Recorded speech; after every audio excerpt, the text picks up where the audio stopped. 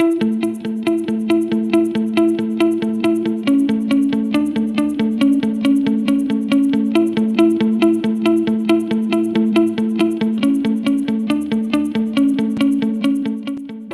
have a hard time defining this movie, whether it's a straight documentary or it's a biography or I don't know what it is, but it's enjoyable. I was reading the New York Times and there was an article about Michael J. Fox, an interview with him about how he had this terrible fall.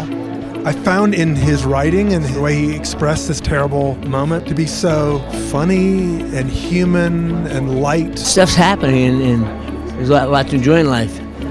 And what's great is a guy like Davis knows how to find those things. Love and persistence and tenacity and doing more and doing better with whatever card you've been dealt.